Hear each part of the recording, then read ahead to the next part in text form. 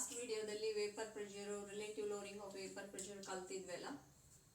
ಈಗ ಪ್ರಾಬ್ಲಮ್ಸ್ ಹೇಗೆ ಮಾಡೋದು ಅಂತ ತಿಳ್ಕೊಳ್ಳೋಣ. ಇಲ್ಲಿ ನೋಡಿ ಪ್ರಾಬ್ಲಮ್ ಏನಿದೆ. The vapour pressure of water is 12.3 kilopascal at 300 Kelvin. Calculate the vapor pressure of 1 molar solution of non-volatile solute in it ಅಂತ ಇದೆ. ಅಂದ್ರೆ ನಾವು ಸಮ್ ಕ್ವಾಂಟಿಟಿ ಅಷ್ಟು ವಾಟರ್ ಅನ್ನ ತಗೊಂಡಿದೀವಿ ಅಂತ ಅರ್ಥ. ಇಲ್ಲಿ ಎಷ್ಟಿದೆ, ಬರೀ ಪ್ಯೂರ್ ವಾಟರ್ ಇದ್ದಾಗ ವೇಪರ್ ಪ್ರೆಷರ್ ಅಂದ್ರೆ vapour pressure of pure solvent PA0 ಎಷ್ಟಿದೆ, ಈಸ್ 12.3 kilopascal ಅಂತ ಕೊಟ್ಟಿದ್ದಾರೆ. ಇದನ್ನ ಫಸ್ಟ್ ಡಾಟಾ ಬರ್ಕೋಬೇಕು. ನೆಕ್ಸ್ಟ್ ಏನಿದೆ, calculate vapour pressure of 1 molar solution ಅಂದ್ರೆ ಆಲ್ರೆಡಿ ಸೊಲ್ಯೂಟ್ ಹಾಕಿದ್ದಾರೆ ಅಂತ ಅರ್ಥ. ನಾವೀಗ ವೇಪರ್ ಪ್ರೆಷರ್ ಗೆಟ್ ರೆಡ್ಯೂಸಸ್ ಅಂತ ಹೇಳ್ಕೊಟ್ಟಿದ್ದೆ. ಸೊ P ಗೊತ್ತಿಲ್ಲ ಅಂದ್ರೆ ಎಷ್ಟು ಸೊಲ್ಯೂಟ್ ಹಾಕಿದ್ದಾರೆ ಅಂದ್ರೆ ನಾವೀಗ ಕಂಡುಹಿಡ್ಕೋಬೇಕು. Number of moles of solute and number of moles of solvent. Number of moles of solute ಎಷ್ಟಿದೆ, 1 molar. ನಮಗೆ 1 molar ಅಂದ್ರೆ ಗೊತ್ತಾಗಬೇಕು. 1 molar indicates at 1 mole of solute. ಯಾವ ಸೊಲ್ಯೂಟ್ ಗೊತ್ತಿಲ್ಲ ನಮಗೆ. 1 mole of solute is dissolved ಅಥವಾ is added to 1000 gram ಅಥವಾ 1000 ml of water ಅಂತ ಅರ್ಥ. ಇಲ್ಲಿ ನಾವು ಎಷ್ಟು ನೀರು ತಗೊಂಡಿವಿ, 1000 ml ತಗೊಂಡಿವಿ ಅಂತ ಅರ್ಥ. ಈಗ ನೋಡಿ NB ಹತ್ರ ಆಲ್ರೆಡಿ ಮೋಲ್ಸ್ ಅಲ್ಲಿ ಕೊಟ್ಬಿಟ್ಟಿದ್ದಾರೆ. How much quantity of solute is added ಅಂತ ಇರುತ್ತಲ್ಲ, ಅದು ಆಲ್ರೆಡಿ ಮೋಲ್ ಅಲ್ಲಿ ಇದೆ. ಹಾಗಾಗಿ NB ಹತ್ರ ಒಂದು ಸಬ್ಸ್ಟಿಟ್ಯೂಟ್ ಮಾಡ್ಕೋಬೇಕು. 1 mole of solute is added to 1000 ml of water. ಅಂದ್ರೆ NA number of moles of water ಕಂಡುಹಿಡ್ಕೋಬೇಕು. Mass by molar mass. NA ಕಂಡುಹಿಡಿತಿದ್ದೀನಿ ನಾನೀಗ. ತೂಕ 1000 ml ಅಂದ್ರೆ 1000 ಗ್ರಾಮ್. ಲಾಸ್ಟ್ ಕ್ಲಾಸ್ ಅಲ್ಲಿ ಹೇಳಿದ್ದೀನಿ 1 ml is equal to 1 gram ಅಂತ. Divided by molar mass of water. Water formula ಉಪಯೋಗಿಸ್ಕೊಂಡ್ಬಿಟ್ಟು ಪ್ರತಿ ಸಲ ಕ್ಯಾಲ್ಕುಲೇಷನ್ ಮಾಡಬಾರ್ದು, ನೆನ್ಪಿಟ್ಕೋಬೇಕು. atomic weight of hydrogen is 1, that is multiplied by 2. Atomic weight of oxygen is 16 into 1. When we go for simplification 18 gram per mole. ಈಗ by 18 ಮಾಡಬೇಕು. This is equal to 55.56 ನಮಗೆ ಬರುತ್ತೆ, mole ಬರುತ್ತೆ. ಅಂದರೆ NA ಸಿಕ್ತು, NB ಸಿಕ್ತು. ನಮಗೆ formula ಗೊತ್ತು. ಫಾರ್ಮುಲಾ ಏನಿರುತ್ತೆ ಅಂತ ಇಲ್ಲಿ ನೋಡ್ಕೊಳ್ಳಿ. ಫಾರ್ಮುಲಾ ಕೊಡ್ತಾ ಇದ್ದೀನಿ ನಾನು. ಅಕಾರ್ಡಿಂಗ್ ಟು ರೌಲ್ಸ್ ಲಾ ಏನಿತ್ತು, relative lowering of vapor pressure is equal to the mole fraction of the solute ಅಂತ ಇತ್ತು formula. Using that formula we have to calculate a vapor pressure of the solution. ಇಲ್ಲಿ PA0 minus P divided by PA0. This is relative lowering of vapor pressure is equal to mole fraction of the solute. ಅಂದ್ರೆ NB divided by NA plus NB ಅಂತ formula. ಈಗ ನಾವು PA0 ದಲ್ಲಿ ಎಷ್ಟು substitute ಮಾಡಬೇಕು, 12.3 minus of P ಗೊತ್ತಿಲ್ಲ ನಮಗೆ. Vapour pressure of solution ಎಷ್ಟು ಅಂತ ಗೊತ್ತಿಲ್ಲ. Divided by once again PA0 ಅಂದರೆ 12.3ನೇ ಸಬ್ಸ್ಟಿಟ್ಯೂಟ್ ಮಾಡಬೇಕು. Is equal to NB, wherever NB is there 1 molar ಅಂದರೆ NB ಹತ್ರ 1ಅನ್ನು ಸಬ್ಸ್ಟಿಟ್ಯೂಟ್ ಮಾಡ್ಕೋಬೇಕು. Divided by NA indicates at 55.56 plus NB indicates once again 1. So when we go for simplification 1 divided by 56.56 ಆಯಿತು. ಒಂದನ್ನು ಇಷ್ಟಕ್ಕೆ ಕೂಡಿಸ್ಕೋಬೇಕು ಅಥವಾ 55.56ಗೆ 1 ಕೂಡಿಸ್ಕೋಬೇಕು, ಇಷ್ಟಾಗುತ್ತೆ. ಇದು ಲೆಫ್ಟ್ ಸೈಡ್ ಇರೋದು ಆಸ್ ಇಟ್ ಈಸ್ ಕಾಪಿ ಮಾಡ್ಕೊಳ್ಳಿ 12.3 ಅಂತ. ಈಗ 1 divided by 56.56 ಇದೆಲ್ಲ ಅದನ್ನು ಕ್ಯಾಲ್ಕುಲೇಟರ್ ಉಪಯೋಗಿಸ್ಕೊಂಡ್ಬಿಟ್ಟು ನೀವು ಮಾಡಿದಾಗ ನಮಗೆ ಸಿಗುತ್ತೆ 0.017 ಸಮಥಿಂಗ್ ಸಿಗುತ್ತೆ. This is 12.3 minus of P divided by 12.3. ಇಲ್ಲಿ ಕೆಳಗಡೆ ಏನಿಲ್ಲ ಅಂದರೆ 1. ಇದು ಹೇಗೆ ಬಂತು ಅಂತ ಗೊತ್ತಾಯ್ತಾ. 1 ಡಿವೈಡ್ ಬೈ ದಿಸ್ ಮಚ್ ಮಾಡಿದಾಗ ನಮಗೆ ಈ ವ್ಯಾಲ್ಯೂ ಬರೋ ಚಾನ್ಸಸ್ ಇರುತ್ತೆ. ಈಗ ಗೋ ಫಾರ್ ಕ್ರಾಸ್ ಮಲ್ಟಿಫಿಕೇಶನ್. ಇದನ್ನು ಕ್ರಾಸ್ ಮಲ್ಟಿಫಿಕೇಶನ್ ಮಾಡ್ಕೊಳ್ಳಿ. ಇವಾಗ ನೋಡಿ ಏನು ಸಿಗ್ತೆ ಅಂತ. 1ಇಂದ ಇದು ಗುಣಿಸಿದ್ರೆ ಅಷ್ಟೇ ಬರುತ್ತೆ. 12.3 minus of P is equal to 0.017 into 12.3. ಇದು ನಾವು ಸಿಂಪ್ಲಿಫೈ ಮಾಡಿದಾಗ 0.2091 ಬರ್ಬೋದು. ನೀವು ಇನ್ನೊಂದ್ಸಲ ಕ್ಯಾಲ್ಕುಲೇಟರ್ ತೊಗೊಂಡು ಮಾಡಿ. ಇದು 12.3 ಮೈನಸ್ P. ಈಗ P ಆ ಕಡೆ ಕಳಿಸ್ಬಿಡ್ತೀನಿ ನಾನು. P ಆ ಕಡೆ ಕಳಿಸಿದ್ರೆ ಏನಾಯಿತು ಅಂತ ನೋಡ್ಕೊಳ್ಳಿ. ಲೆಫ್ಟ್ ಸೈಡಿಗೆ ಇದ್ದಿದ್ದು ರೈಟ್ ಸೈಡಿಗೆ ಹೋಗುತ್ತೆ.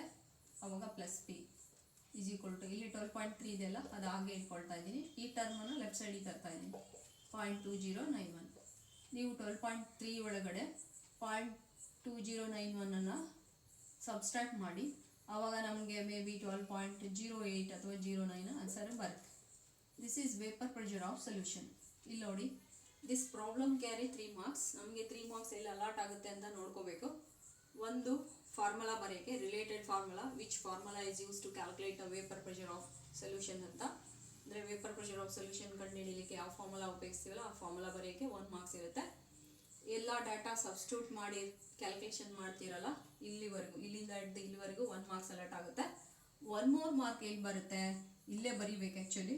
ಅಂದರೆ vapour pressure of solution is equal to 12.09 ಅಂತ ಏನು ಬಂದಿದೆಯಲ್ಲ, ಇದಕ್ಕೆ ಯೂನಿಟ್ ಬರೀಬೇಕು, ಕಿಲೋ ಪ್ಯಾಸ್ಕಲ್. ಪ್ರೆಷರ್ ಇರೋದ್ರಿಂದ ಅಲ್ಲಿ ಸ್ಟಾರ್ಟಿಂಗ್ ಪ್ರೆಷರ್ ಕೂಡ ಕಿಲೋ ಪ್ಯಾಸ್ಕಲಲ್ಲಿ ಕೊಟ್ಟಿರೋದ್ರಿಂದ vapour pressure of the solution get decreases to 12.09 kilo pascal ಅಂತ. Unit less quantity carry 0 mark, ಹಾಗಾಗಿ 1 ಮಾರ್ಕ್ ಲಾಸ್ ಆಗೋ ಚಾನ್ಸಸ್ ಇರುತ್ತೆ. ನೀವು ಯೂನಿಟ್ ಬರೆದ್ರೆ ನಮಗೆ ಯೂನಿಟಿಗೆ ಕೂಡ 1 ಮಾರ್ಕ್ಸ್ ಸಿಗುತ್ತೆ. Go for next problem. This problem is also based on vapour pressure. ಇಲ್ಲಿ ನೋಡಿ, 1 more ಪ್ರಾಬ್ಲಮ್ ನಾನು ನಿಮ್ಗೆ ಹೇಳ್ಕೊಡ್ತಾ ಇದ್ದೀನಿ. Vapour pressure of water at 293 kelvin is 17.535 mm of mercury ಇದೆ. Calculate a vapor pressure of water when 25 gram of glucose is dissolved in 500 gram of water. ಅಂದರೆ ನಾವು ಪ್ರಾಬ್ಲಮನ್ನು ಓದ್ಕೊಂಡ್ಬಿಟ್ಟು ಡಾಟಾ ಬರೀಬೇಕು. ಫಸ್ಟು ನಮಗೆ ವೇಪರ್ ಪ್ರೆಷರ್ ಆಫ್ ವಾಟರ್ ಎಷ್ಟಿದೆ ಅಂದರೆ PA0 ನೋಡ್ಕೋಬೇಕು. Is equal to 17.535 mm of mercury ಇದೆ.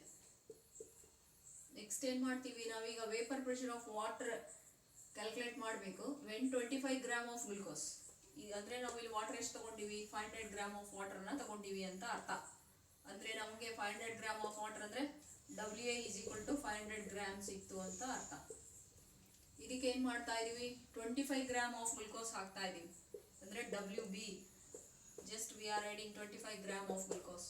WB is equal to 25 gram of glucose. Glucose formula C6H12O6.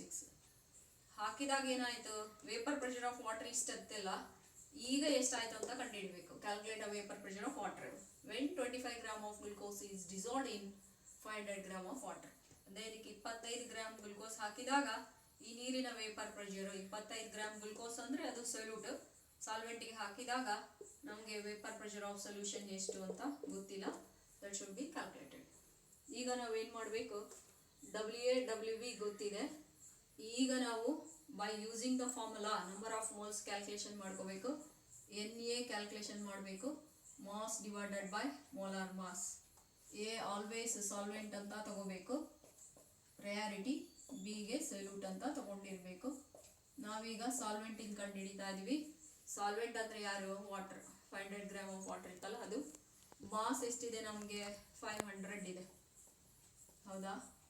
Divided by MM ಅಂದರೆ molar mass. Molar mass of water ಅವಾಗಲೇ ಹೇಳ್ಕೊಟ್ಟೆ. By using the atomic weights of elements present in that molecule of a compound, we are go for simplification. Nearly we are getting 18 gram per mole ಇದೆ.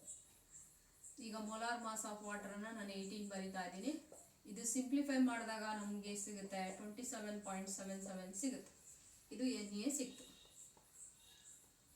ಓಕೆನಾ. ಡೈರೆಕ್ಟಾಗಿ NA ಅಂದ ತಕ್ಷಣ 500 ಅನ್ನು ನೀವು entry ಮಾಡೋಂಗಿಲ್ಲ. ಈಗ NB ಕ್ಯಾಲ್ಕುಲೇಷನ್ ಮಾಡ್ಕೋಬೇಕು.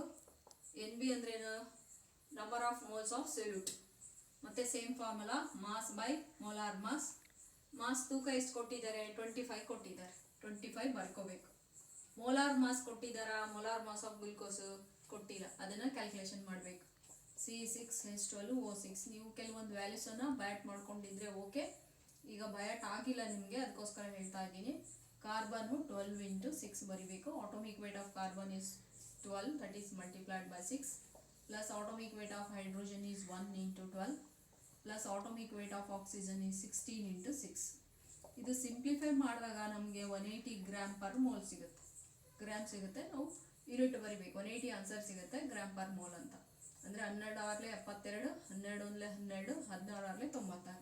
ಅವು ಮೂರನ್ನು ಕೂಡಿಸಿದಾಗ ನಮಗೆ 180 ಸಿಗುತ್ತೆ. This is equal to 25 divided by 180 ಮಾಡಿ ಕ್ಯಾಲ್ಕುಲೇಟರ್ ತೊಗೊಂಡ್ಬಿಟ್ಟು ಕ್ಯಾಲ್ಕುಲೇಷನ್ ಮಾಡಬೇಕು. ನಮಗೆ 0.139 ಮೋಲ್ ಸಿಗುತ್ತೆ. ಅಂದರೆ ನಮಗೀಗ ಫಾರ್ಮುಲಾ ಏನಿತ್ತಲ್ಲ ವೇಪರ್ ಪ್ರೆಷರ್ ಕ್ಯಾಲ್ಕುಲೇಷನ್ ಮಾಡೋದು ಅಕಾರ್ಡಿಂಗ್ ಟು ರೋಲ್ಸ್ ಲಾ ಅಲ್ಲಿ ಇದ್ದವೆಲ್ಲ ಗೊತ್ತಾದ್ವು ಅಂತ ಅರ್ಥ. ಈಗ ನಾನೀಗ ಫಾರ್ಮುಲಾ ಕೊಡ್ತಾ ಇದ್ದೀನಿ ನೋಡಿ. PA0 - P divided by PA0 according to Rolle's law. Relative lowering of vapor pressure is equal to the mole fraction of the solute ಅಂತ ಏನು ಫಾರ್ಮುಲಾ ಇತ್ತಲ್ಲ ಆ ಫಾರ್ಮುಲಾ ಬರ್ಕೋಬೇಕು. ಇದಾದ್ಮೇಲೆ ನಾನು ತೋರಿಸ್ತಾ ಇದ್ದೀನಿ. PA0 ಇರೋ ಹತ್ರ ಎಷ್ಟು ಬರಿಬೇಕು? 17. ಡೈರೆಕ್ಟ್ ಸಬ್ಸ್ಟಿಟ್ಯೂಟ್ ಮಾಡ್ತಾ ಇದ್ದೀನಿ. 17.535 ಮೈನಸ್ ಪಿ ಗೊತ್ತಿಲ್ಲ ನಮಗೀಗ. PA ಅಷ್ಟೇ ಬರ್ದಿನಲ್ಲ, ಇದು ಸೊಲ್ಯೂಷನ್ ಎಂದು ಹಾಗೆ ಇಟ್ಕೊಳ್ಳಿ. ಡಿವೈಡೆಡ್ ಬೈ PA0 ಅಂದರೆ once again 17.535. This is equal to NB ನಾವೀಗ ಕ್ಯಾಲ್ಕುಲೇಷನ್ ಮಾಡಿದ್ದೀವಲ್ಲ 0.139 ಡಿವೈಡೆಡ್ ಬೈ NA ಅಂದರೆ ವಾಟರ್ದು ಕ್ಯಾಲ್ಕುಲೇಷನ್ ಮಾಡಿರ್ತೀವಲ್ಲ 27.77 ಮೋಲ್ ಇದು. ಸೊ ಇಲ್ಲಿ 27.77 ಪ್ಲಸ್ ಆಫ್ NB ಅಂತ ಇದೆಯಲ್ಲ ಒನ್ಸ್ ಅಗೇನ್ 0.139 ಅನ್ನು ನಾವು ಬರಿಬೇಕು. ಇದನ್ನು ನಾವು ಸಿಂಪ್ಲಿಫೈ ಮಾಡಬೇಕು. ಸಿಂಪ್ಲಿಫೈ ಮಾಡಿದಾಗ ನಮಗೆ ಎಷ್ಟು ಸಿಗುತ್ತೆ ಅಂತ ನೋಡ್ಕೋಬೇಕಿಲ್ಲಿ. 0.139 27.77ಗೆ 0.139 ಅನ್ನು ಕೂಡಿಸ್ಕೋಬೇಕು. ಆವಾಗ ನಮಗೆ ಎಷ್ಟು ಸಿಗುತ್ತೆ? ನಿಯರ್ಲಿ 27.909 ಸಿಗುತ್ತೆ. ಇವಾಗ ಇದು ಲೆಫ್ಟ್ ಸೈಡಿಗೆ ಇರೋದೆಲ್ಲ same. 17.535 minus of P divided by 17.535 ಇದು ಹಾಗೆ ಇರುತ್ತೆ. ಇವಾಗ ಇದು ಅಳಿಸ್ತೀನಿ ನೋಡಿ, ನಾನು ಅಳಿಸ್ಬಿಟ್ಟು ಬರಿತೀನಿ ಇಲ್ಲಿ ಏನಾಯಿತು ಅಂತ. ಸಿಂಪ್ಲಿಫೈ ಮಾಡ್ಕೋಬೇಕು. ಇವಾಗ ಗೋ ಫಾರ್ ಕ್ರಾಸ್ ಮಲ್ಟಿಪ್ಲಿಕೇಶನ್ ಆದರೂ ಮಾಡಿ. ಇವಾಗ ನಮಗೆ 0.139 ಡಿವೈಡೆಡ್ ಬೈ 27.909 ಏನಿದೆ ಅಲ್ಲ 17.535 minus P is equal to 17.535 into 0.139 divided by 27.909. ನಿಮಗೆ ಅರ್ಥ ಆಯ್ತು ಅಂದ್ಕೊಂಡಿನಿ. ನ್ಯೂಮರೇಟರ್ ಹಿಂಗಿತ್ತಲ್ಲ ಹಾಗೆ ಇಟ್ಕೊಂಡಿನಿ. ಡಿನಾಮಿನೇಟರ್ ಮಾತ್ರ ಕ್ರಾಸ್ ಮಲ್ಟಿಪ್ಲಿಕೇಶನ್ ಮಾಡ್ಕೊಂಡಿನಿ. ಇದು ಸಿಂಪ್ಲಿಫೈ ಮಾಡಿದಾಗ ನಮಗೆ ಹತ್ತತ್ರ ಇವೆರಡು ಗುಣಿಸಿದಾಗ 2.43 ಬರುತ್ತೆ ಡಿವೈಡೆಡ್ ಬೈ 27.909. ಈಗ ಕ್ಯಾಲ್ಕುಲೇಟರ್ ತಗೊಂಡು ಡಿವೈಡ್ ಮಾಡ್ಕೊಳ್ಳಿ. 2.43 ಡಿವೈಡ್ ಬೈ 27.909 ಡಿವೈಡ್ ಮಾಡ್ಕೊಳ್ಳಿ. ಅವಾಗ ನಿಮಗೆ ಹತ್ತತ್ರ 0.087 ಸಮಥಿಂಗ್ ಆನ್ಸರ್ ಸಿಗುತ್ತೆ ನಮಗೆ. ಈಗ 17.535 minus of P is equal to ಇಷ್ಟು ಬಂತು ನಮಗೆ. ಬಟ್ ನಾವೀಗ P ಕಂಡು ಹಿಡ್ಕೋಬೇಕು. therefore P is equal to ಈಗ ನಾವು P ಅಂದರೆ ಆ ಕಡೆ ಕಳಿಸಿವಿ ಅಂತ ಅರ್ಥ. 17.535 ಮೈನಸ್ ಆಫ್ 0.087 ಕಳ್ಕೋಬೇಕು ನೀವು. ಕಳೆದಾಗ ನಮಗೆ ಎಷ್ಟು ಸಿಗುತ್ತೆ ಅಂತ ಮೇ ಬಿ 16.66 ಸಮಥಿಂಗ್ ಸಿಗುತ್ತೆ. So P is equal to this is vapor pressure of water when 25 gram of glucose is added to 500 gram of water ಅಂತ. ಆದರೆ ಯೂನಿಟ್ ಬರೀಬೇಕು. ಫಸ್ಟಿಗೆ ಯೂನಿಟ್ ಎಷ್ಟು ಕೊಟ್ಟಿದ್ರು? mm of mercury ಅಂತ ಕೊಟ್ಟಿದ್ರು. ಇದೇ ಸೇಮ್ ಯೂನಿಟನ್ನು ಇಲ್ಲಿ ಕಾಪಿ ಮಾಡಬೇಕು. This is a solution related to this problem. ಅಂದರೆ ನಾವೀಗ ವೇಪರ್ ಪ್ರೆಷರ್ ಆಫ್ ವಾಟರನ್ನು ಕಂಡುಹಿಡಿದ್ವಿ. ಯಾವಾಗ? ಅದೇ ವಾಟ್ರಿಗೆ 25 ಗ್ರಾಮ್ ಆಫ್ ಗ್ಲುಕೋಸನ್ನು 500 ಗ್ರಾಮ್ ಆಫ್ ವಾಟರ್ಗೆ ಹಾಕಿದಾಗ. So go for third problem. ಈ ಪ್ರಾಬ್ಲಮ್ ಮೊಲಾರ್ ಮಾಸ್ ಕ್ಯಾಲ್ಕುಲೇಷನ್ ಮಾಡೋದು, not for vapour pressure. Already vapour pressure is given ಈ ಪ್ರಾಬ್ಲಮಲ್ಲಿ ಕೊಟ್ಟಿದ್ದಾರೆ. ನಾವೀಗ ಆ್ಯಡೆಡ್ ಸೊಲ್ಯೂಟ್ ಏನು ಮಾಡಬೇಕು? ಮೊಲಾರ್ ಮಾಸನ್ನು ಕ್ಯಾಲ್ಕುಲೇಷನ್ ಮಾಡಬೇಕು. ಈಗ ನೋಡಿ, vapour pressure of pure benzene at certain temperature ಅಂತ ಇದು ನಿಮ್ಮ ಇನ್ ಟೆಕ್ಸ್ಟಲ್ಲೇ ಇದೆ. ನಾನು ಪ್ರಾಬ್ಲಮ್ ಬರೆದಿರೋದು ನಿಮ್ಮ ಟೆಕ್ಸ್ಟ್ ಬುಕ್ಕಲ್ಲೇ ಇರುತ್ತೆ. NCERT ಟೆಕ್ಸ್ಟ್ ಬುಕ್ಕಲ್ಲಿ ಅಲ್ಲಿ ಆನ್ಸರ್ ಕೂಡ ಕೊಟ್ಟಿದ್ದಾರೆ. ಆದರೆ ನಾನು ನಿಮಗೆ ಒಂದ್ಸಲ ಹೇಳ್ಕೊಡ್ತಾ ಇದ್ದೀನಿ ಅಷ್ಟೇ. Vapour pressure of pure benzene at certain temperature ಅಂತ ಇರುತ್ತೆ. ನಾನು 300 ಕೆಲ್ವಿನ್ ಅಂತ ಬರೆದು 0.85 ಬಾರ್ ಮಾಡ್ತೀನಿ. ಅಂದರೆ ನಾವೀಗ ಬೆಂಜಿನ್ ತಗೊಂಡಿದ್ದೀವಿ ಅಂತ ಅರ್ಥ. ಸೊ ಇಲ್ಲಿ ವೇಪರ್ ಪ್ರೆಷರ್ ಎಷ್ಟಿದೆ? ಪ್ಯೂರ್ ಬೆಂಜಿನ್ ಇದ್ದಾಗ ವೇಪರ್ ಪ್ರೆಷರ್ ಅಂದರೆ PA0 ಪ್ಯೂರ್ ಸಾಲ್ವೆಂಟ್. ಇಲ್ಲಿ benzene is nothing but solvent ಅಂತ. ಇಸ್ ಈಕ್ವಲ್ ಟು ಎಷ್ಟಿದೆ? 0.850 ಬಾರ್ ಇದೆ. ಓಕೆನಾ? ಇದಕ್ಕೆ ನಾವು ಏನು ಮಾಡ್ತೀವಿ? 0.5 ಗ್ರಾಮ್ ಆಫ್ ಸೊಲ್ಯೂಟ್ ಅಂತ ಇದೆ ಅಲ್ಲಿ ಟೆಕ್ಸ್ಟ್ ಬುಕ್ಕಲ್ಲಿ. ನಾನ್ ವಾಲಟೈಲ್ ನಾನ್ ಎಲೆಕ್ಟ್ರೋಲೈಟ್ ಅಂತ ಇದೆ. ಅಂದರೆ ಆವಿ ಆಗದೆ ಹೋಗದೆ ಇರೋದು ಮತ್ತು ನಾನ್ ಎಲೆಕ್ಟ್ರೋಲೈಟ್ ಅಂದರೆ ಡಿಸೋಸಿಯೇಷನ್ ಆಗದೆ ಇರತಕ್ಕಂಥ ಸೊಲ್ಯೂಟನ್ನು ಹಾಕ್ತಾ ಇದ್ದಾರೆ. Added to 39 gram of benzene. ಅಂದರೆ ನಾವು ಎಷ್ಟು ಬೆಂಜಿನ್ ತೊಗೊಂಡಿವಿ? ಎಷ್ಟಿದೆ? 39 ಗ್ರಾಮ್ ಇದೆ. How much quantity of solute is added, solute ಅನ್ನ ಎಷ್ಟು ಹಾಕ್ತಾ ಇದೀವಿ, 0.5 ಗ್ರಾಮ್ ಹಾಕ್ತಾ ಇದೀವಿ, ಅದು ಡಬ್ಲ್ಯೂ ಬಿ ಅಂತ. W B is equal to 0.5. ಈಗ ನಾವು ಏನೇನು ಕಂಡು ಹಿಡ್ಕೋಬೇಕು, ಎಮ್ ಎ ಕಂಡು ಹಿಡ್ಕೋಬೇಕು. M A is already given in the bracket. M M ಅಂದ್ರೆ ಮೋಲಾರ್ ಮಾಸ್ ಆಫ್ ಸಾಲ್ವೆಂಟ್. ಎಷ್ಟಿತ್ತು ಬೆಂಜಿನಿಂದು 78 ಗ್ರಾಮ್ ಪರ್ ಮೋಲ್ ಅಂತ ಇದೆ. M A is equal to 78 ಬರ್ಕೋಬೇಕು ಗ್ರಾಮ್ ಪರ್ ಮೋಲ್ ಅಂತ. ಕೊಟ್ಟಿಲ್ಲ ಅಂದಾಗ ನಾವು ಬೆಂಜಿನ್ ಫಾರ್ಮುಲಾ C6H6 ಉಪಯೋಗಿಸ್ಕೊಂಡ್ಬಿಟ್ಟು ಮೊಲಾರ್ ಮಾಸ್ ಅನ್ನ ಕ್ಯಾಲ್ಕುಲೇಷನ್ ಮಾಡಬೇಕು. ನೆಕ್ಸ್ಟ್ ಎಮ್ ಬಿ ಗೊತ್ತಿಲ್ಲ, ಎಮ್ ಬಿ ಕೂಡ ಕ್ಯಾಲ್ಕುಲೇಷನ್ ಮಾಡಬೇಕು. ಅವಾಗ ಏನಾಗಿದೆ, the vapour pressure of solution get reduces to, ಅಂದ್ರೆ ನಾವು 0.5 ಗ್ರಾಮ್ ಅಷ್ಟು ನಾನ್ ವಾಲೆಟೈಲ್ ಸೊಲ್ಯೂಟ್ ಅನ್ನ 39 ಗ್ರಾಮ್ ಬೆಂಜಿನ್ಗೆ ಹಾಕಿದಾಗ, ಹಾಕೋದ್ಕಿಂತ ಮುಂಚೆ ಇಷ್ಟಿತ್ತು ವೇಪರ್ ಪ್ರೆಷರು, ಹಾಕಿ ಆದ್ಮೇಲೆ ವೇಪರ್ ಪ್ರೆಷರ್ ಕಡಿಮೆ ಆಗುತ್ತೆ. ಹೌದಾ, ಎಷ್ಟಕ್ಕೆ ಬಂತು, P is equal to 0.845 bar ಅಂತ ಇದೆ. ಎಲ್ಲ ಡಾಟಾ ಬರ್ಕೊಂಡಿದೀವಿ. ಅಕಾರ್ಡಿಂಗ್ ಟು ರೌಲ್ಸ್ ಲಾ ಏನ್ ಫಾರ್ಮುಲಾ, ನಮಗೆ relative lowering of vapour pressure is equal to the mole fraction ಅಂತ ಫಾರ್ಮುಲಾ ಗೊತ್ತು. ಆದ್ರೆ ನಾವು ವೇಪರ್ ಪ್ರೆಷರ್ ಕ್ಯಾಲ್ಕುಲೇಷನ್ ಮಾಡಿದಾಗ ಮೋಲ್ಸ್ ಅಲ್ಲಿ ಇತ್ತು, ಹಾಗಾಗಿ ಮೋಲ್ಸ್ ಅಲ್ಲಿ ಫಾರ್ಮುಲಾ ಬರ್ಕೊಂಡಿದ್ವಿ. ಆ ನಂಬರ್ ಆಫ್ ಮೋಲ್ಸ್ ಅನ್ನ ಹೇಗೆ ಬರಿತಿದ್ವಲ್ಲ, W B divided by M B into M A divided by W, using this formula. Already ಎಲ್ಲ ಕೊಟ್ಟಿದ್ದಾರೆ ನಮಗೆ. ಈಗ ನೋಡಿ, ಪಿ ಎ 0 ಅಂದ್ರೆ ಏನ್ ಮಾಡಬೇಕು, 0.850. ಪಿ ಅಂದ್ರೆ vapour pressure of solution substitute ಮಾಡಬೇಕೀಗ, 0.845. ಒನ್ಸ್ ಅಗೇನ್ ಪಿ ಎ 0 ಅಂದ್ರೆ 0.850. This is equal to W B ಅಂದ್ರೆ 0.5 ಇಂಟು ಎಮ್ ಎ ಇದೆ, ಎಮ್ ಎ 78 ಇದೆ, 78 ಬರ್ಕೋಬೇಕು, ಸಬ್ಸ್ಟಿಟ್ಯೂಟ್ ಮಾಡಬೇಕು. ಎಮ್ ಬಿ ಗೊತ್ತಿಲ್ಲ, ಹಂಗೆ ಇಟ್ಕೊಳ್ಳಿ, into W A weight of solvent ಎಷ್ಟು ತಗೊಂಡಿದ್ದೀವಿ, 39 ಗ್ರಾಮ್. ಎ ಅಂದ್ರೆ ಸಾಲ್ವೆಂಟು, ಬಿ ಅಂದ್ರೆ ಸೊಲ್ಯೂಟ್, ಅಷ್ಟು ನೆನ್ಪಿಟ್ಕೋಬೇಕು. ಇದು ಗೋ ಫಾರ್ ಸಿಂಪ್ಲಿಫಿಕೇಶನ್. ನಮಗೆ ಎಷ್ಟು ಸಿಗ್ಬೋದು ಅಂತ ನೋಡ್ಕೊಳ್ಳಿ. ಸೊ 0 0 0.005 ಇದನ್ನ ಇದರಲ್ಲಿ ಕಳ್ಕೋಬೇಕು. 0.850ದಲ್ಲಿ 0.845 ಕಳಿಬೇಕು, divided by 0.850 is equal to 39 1 ಜಾ 39 2 ಜಾ. ಈಗ ಇದು ಗುಣಿಸ್ಕೊಂಡ್ಬಿಡಿ, ಮಲ್ಟಿಪ್ಲೈ ಮಾಡಿ. 5 2 ಜಾ 10 ಅಂದರೆ 1 ಡಿವೈಡೆಡ್ ಬೈ ಎಮ್ ಬಿ. 5 2 ಜಾ 10 ಬಂದಿತ್ತಲ್ಲ, ನಾವು 1 ಪಾಯಿಂಟ್ ಆದಮೇಲೆ 1 ಡಿಜಿಟ್ ಆದಮೇಲೆ ಡೆಸಿಮಲ್ ಪಾಯಿಂಟ್ ಇಡಬೇಕು, ಅದಕ್ಕೆ 1.0 ಬರುತ್ತೆ. ಇದನ್ನೇ ನಾನು 1 ಅಂತ ತಗೊಂಡಿದ್ದೀನಿ. ಈಗ ನಾವು ಕ್ರಾಸ್ ಮಲ್ಟಿಫಿಕೇಶನ್ ಮಾಡ್ಕೊಂಡು ಬಿಡಬೇಕು.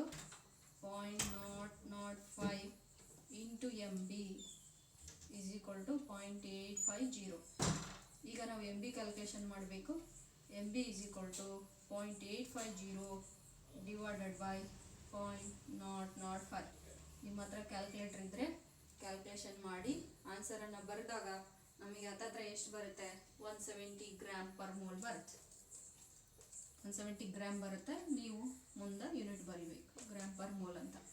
ಯಾರ ಹತ್ರ ಕ್ಯಾಲ್ಕುಲೇಟರ್ ಇರಲ್ಲ, ಸಿಂಪಲ್ ಕ್ಯಾಲ್ಕುಲೇಟರ್ ಅಲ್ಲೋ ಇರುತ್ತೆ ಎಕ್ಸಾಮ್ಗೆ. 850 0.005 ಇದೆಲ್ಲ, ಇದನ್ನು ನಾನು ಸೈಂಟಿಫಿಕ್ ನೋಟೇಷನಲ್ಲಿ ತೋರಿಸ್ತಾ ಇದ್ದೀನಿ. ಈ ಕಡೆ ತೊಗೊಂಡೋಗ್ಬೇಕು, ಆವಾಗ 10.-3 ಆಗುತ್ತೆ.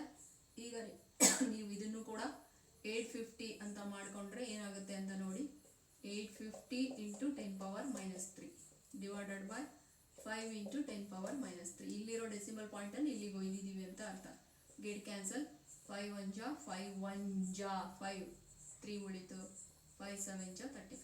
ಹಾಗಾಗಿ ನಮಗೆ ಆನ್ಸರ್ ಎಷ್ಟು ಬರುತ್ತೆ, 170 ಗ್ರಾಮ್ ಪರ್ ಮೋಲ್ ಸಿಗುತ್ತೆ. ಅದಕ್ಕೆ molar mass of non volatile solute ಏನು ಹಾಕಿದ್ರಲ್ಲ, 0.5 ಗ್ರಾಮ್ ಸೊಲ್ಯೂಟ್ ಹಾಕಿದ್ರಲ್ಲ, ಅದ್ರ ಫಾರ್ಮುಲಾ ಗೊತ್ತಿದ್ದಿಲ್ಲ, ಆದರೂ ನಾವು ಮೋಲಾರ್ ಮಾಸನ್ನು ಕ್ಯಾಲ್ಕುಲೇಷನ್ ಮಾಡಿದ್ವಿ. This is a explanation related to this problem, how to solve this problem when molar mass is asked.